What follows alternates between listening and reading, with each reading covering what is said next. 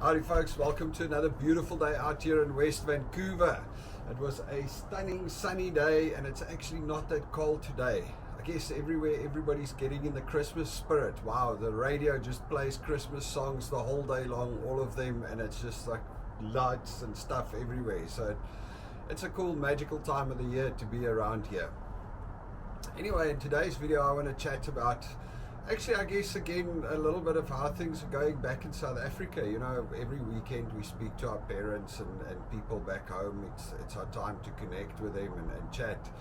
And it's actually quite nuts that they're still struggling with load shedding. Now, for those of you that don't know, load shedding is rolling blackouts. So in other words, it's where the South African power grid does not have enough power to supply everybody. So what they do is they switch it off and they roll it over. They just, like, certain blocks of people get switched off for periods of time just to kind of distribute the power evenly between everybody. And load shedding has been a constant thing since for the past 4 months, I guess, but it's getting worse and worse, and they're currently on stage 6 load shedding. So what that means is that for 4.5 hours, 4.5 hours you've got no power, then you have power for 3.5 hours, then you don't have power for 4.5 hours, then you have power for 3.5 hours. So in other words, your electricity at your house is off for a larger part of the day than it's on. It's driving everybody nuts. I know my mom and my sister, they're all saying, it's crazy. I mean, how do you operate like that, even at home? Because what happens is, can't wash your clothes, don't know when to cook because the power keeps on going off. And they try to schedule it, which I guess is a good thing, but it doesn't always stick to the schedules.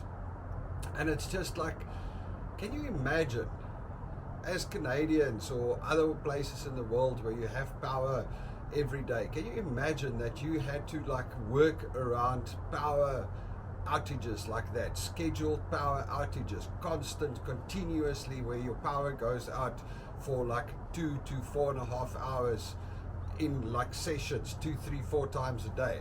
I mean, it's absolutely ridiculous. Apparently the smaller companies and businesses and things over there are really struggling because it just creates chaos. And then of course the other thing is, you know, when that power goes off, that switches off all of the traffic lights, all of the, you know, everything, the whole infrastructure. Look, hospitals and a bunch of those people, they've already installed large generators and backup power systems, so they run off of them. But traffic lights, everything else goes out, and when that goes out, it turns into complete gridlock everywhere. So in other words, you know, people stop. But the funny thing is, well, one more thing that before I carry on to that side is that also another thing that's happening is that the cellular services, so in other words phone services, are going down, because what happens is a lot of the cell phone towers, they've got backup battery systems at the tower, but those backup battery systems, the power is not on long enough for those backup batteries to actually fully charge. So in other words, the backup batteries only charge up to a level, and then the power goes off again, and then at some stage during the outage, the cell phone tower loses power, and that's it, end of the story. So it is a bit chaotic, and it's a big pain in the ass. People are struggling, people are suffering. But the funny thing is, well, not the funny thing, you know, that's the thing about people, people in general, but South Africans specifically. They're definitely people with, I wouldn't say they take things in their stride, but they figure it out. They make a way, they get it better. I mean, so I was speaking to a friend that was there recently, and he was saying that it's getting better and better now. The traffic, when the traffic lights go off, everybody just treats it as stop streets, and you know, the traffic keeps kind of flowing.